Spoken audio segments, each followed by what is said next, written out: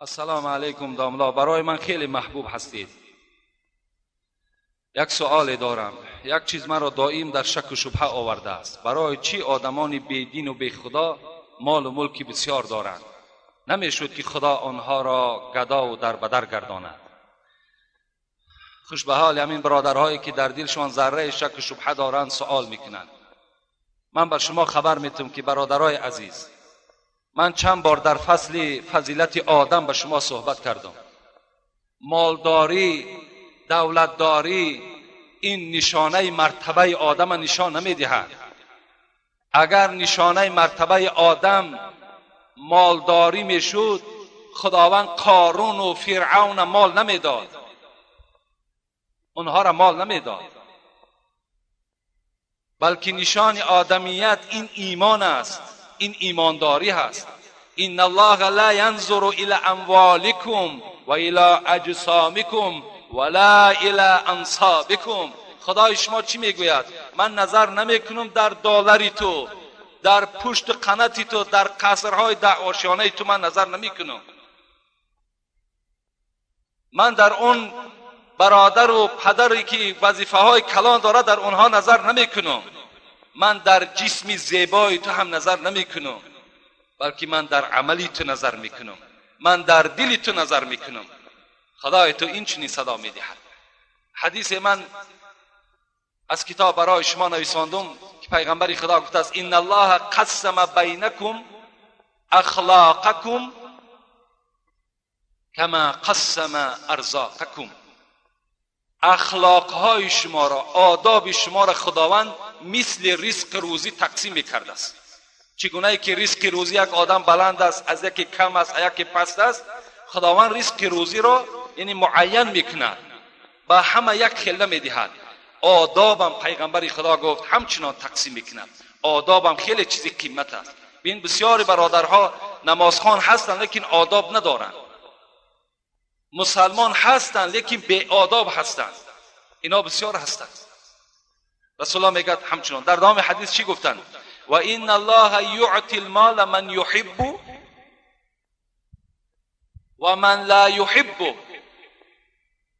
خداوند مال میدهد کدام بنده را که دوست میدارد یا کدام بنده را که دوست نمیدارد، مالش میدهد.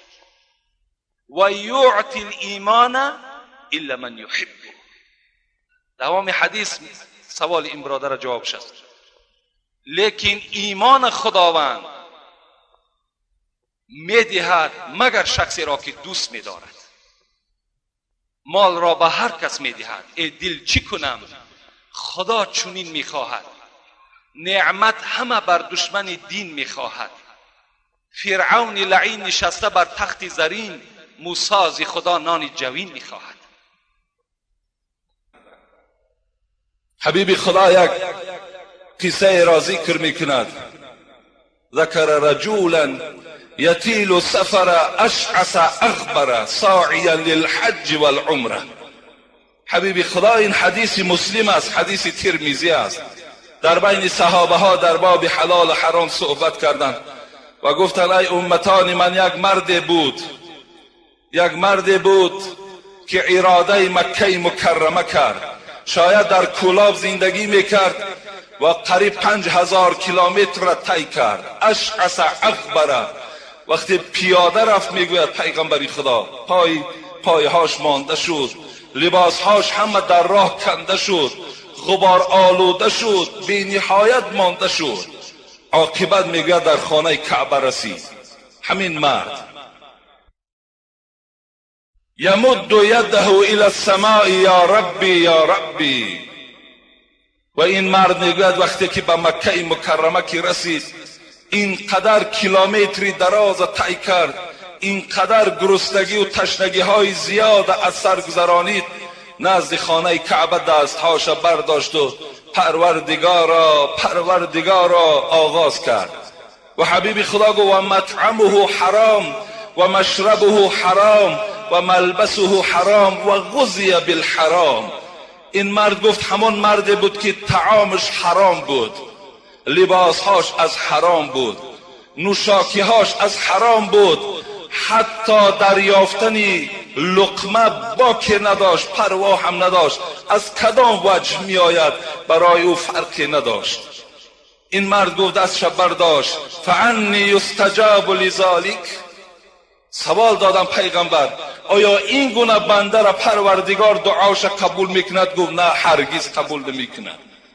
اگرچند این قدر اذیت کشید، این قدر عذاب کشید، مهنت کرد، به خانه کعبه رسید، مادام طعامش حرام، نوشاکیهاش حرام، لباسش حرام، طعام خانواده را تأمین میکردگیش همه حرام که بود، پیغمبر خدا گفت این دستها گو خالی برمیگردن، این دستها هیچ چیز از جانب پروردگار برخوردار نمی شود. من لم یبال من این اکتسب المال، پیغمبر خدا میگوید کدام از بندگان خدا از کدام راهی درآمدش را پروا ندارد، درآمد پول از کجا می شود، از کدام راه درآمد است، باکی ندارد، پروای ندارد.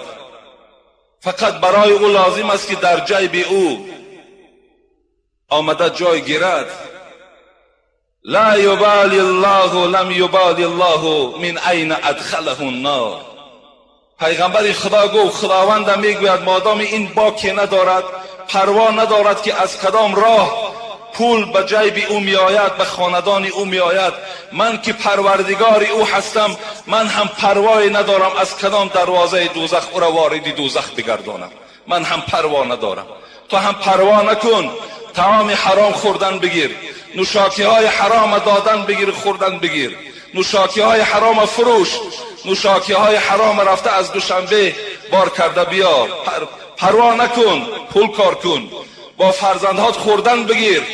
خدا میگوید من هم پروای ندارم، بنده روز از روزها تو وارد نزد من میشوی، از کدام دروازه دوزخ خواهم تو را وارد دوزخ میکنم، تو ابدی در جهان میمانی. این وعده پروردگار است برای آن کسانی که از وجه حرام، از راه حرام دولت به دست میارن، پول و مال جمع میکنن.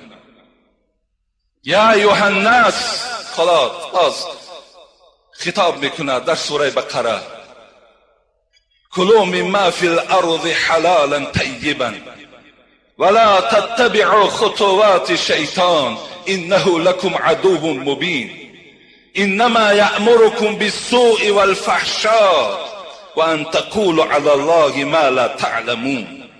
خداوند میگوید ای مردمی که در تمام کشوری، در تمام پارچه های زمین روی دنیا زندگی دارید، کلوا مما فی الارض حلالا طیبا، بخورید، گفت بنوشید، استفاده برید فقط و فقط از نعمتهای حلال، ولا تتبعوا خطوات شیطان، به گامهای شیطان، بر گفتههای شیطان، آن چیزی که شیطان برای شما میخواهد با او پیرو نشوید. انه لکم عدو مبین، زیرا شیطان دشمن آشکارای شماست و این نمیخواهد که شما خوراک حلال خورید، چگونه ای که امروز مردم یهود نمیخواهد. امروز این طعامهایی که برای ما و شما روان میکنند و در داخل او خون خوگ است، در داخل او خون انسان است، در داخل او استخوان انسان است، برای چی جای میکنند؟ تا که شما را دعاتان نبرد، تا که شما دیگر در نزد پروردگار عبادتهاتان قبول نشود. چگونه ای که یهود امروز این عمل اینجا انجام میدهد، شیطان هم ان همون است. شیطان هم نمیخواهد که شما حلال خورین، نمیخواهد که شما حلال نوشین. خدا گفته ایستاده است انه لکم عدو مبین، بندگان من شما را دوست میدارم و دشمن شما را خبر میدم که این شیطان است. این شیطان است که امروز برادرای ما عرق نوش شدند، این شیطان است که امروز برادرای ما در معرکه هاشون عرق میدهند. این همش پیروی شیطان شدند. وقتی میگوید این آیت در نزد پیغمبر خدا خوانده شد، یا ایها الناس کلوا مما فی الارض حلالا طیبا ولا تتبعوا خطوات شیطان، وقتی یکی از صحابه های پیغمبر میگوید این آیت خوان، مفسرای قرآن میگوید از بین حضرت سعد خیستند. سعد ابن ابی وقاص از جاش خیست. سعد ابن ابی وقاص این یکی از جان فداهای راه اسلام است. یکی از نفرهایی هست که در دوره های حضرت عمر فتح ایران به دست حضرت سعد ابن ابی وقاص است. حضرت علی میگوید من هیچ نفری را ندیدم که پیغمبر خدا پدر و مادرش فدای او کرده باشد. لیکن در جنگ احد وقتی خیلی مشکلات بالای مسلمان ها آمد، حضرت سعد میگوید در دستش کمان داشت. رسول اکرم چی میگفت؟ یا سعد ارمی ارمی فداک ابی و امی.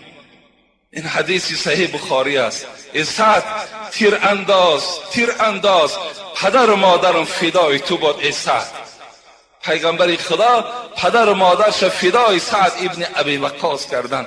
تیر انداز به این یهودی ها.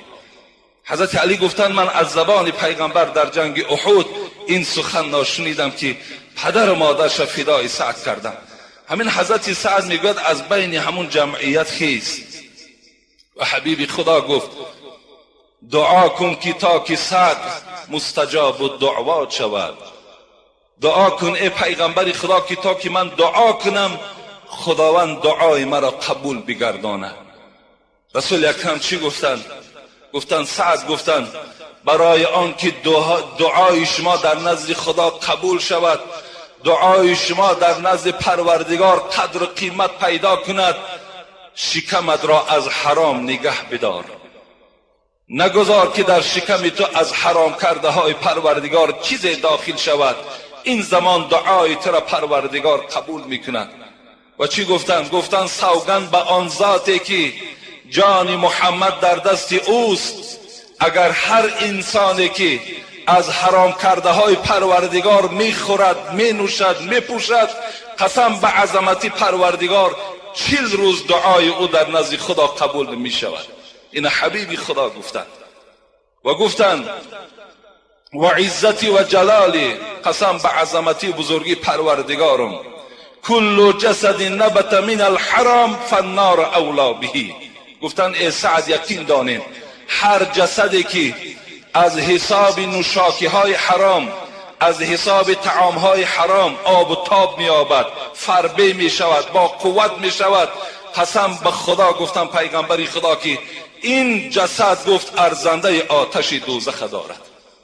هر جسدی که از او آب و تاب می گیرد امروز، هر جسدی که امروز از این نوشاکی ها و طعام ها استفاده می برد، حبیب خدا گفتن یقین دانند که این جسد البته وارد دوزخ می شود. در دیگر حدیث می گوید کل جسد نبت من السحت فالنار اولا بهی. هر جسدی که اگر از پاره، از ربا، از حرام اگر آب و تاب یابد وی وارد دوزخ می شود. امروز چه مصیبت کلان است. ما چند روز باز در این مسجد در بین قوم خود در باب پاره‌خوری صحبت ها داشتیم، حدیث های پیغمبر خدا را تحلیل کردیم. امروز در تمام گوشه و کنار جمهوری ما و شما پاره‌خوری البته اوج دارد که اینم یک هلاک جامعه را نشان میدهد. اگر چنده که رئیس جمهورم چندین مبارزه ها و چندین راه ها را استفاده برده ایستاده است که این پاره‌خوری ها از بین دور شود، زیرا میدانند هلاک جامعه از روی این است. مکتب میخوانی پاره میتی، بچه تا داخل میکنی پاره میتی، بچه ظلم میکنه با پاره خلاصش میکنی، فرقی نداره، همه با پاره شده است. حتی امروز در کارهای دینی هم پاره وجود دارد. رسول اکرم گفتن هر کاری که با پاره شد الراشی و المرتشی فی النار، پاره دهنده و پاره خور هر دو در آتش دوزخ هستند.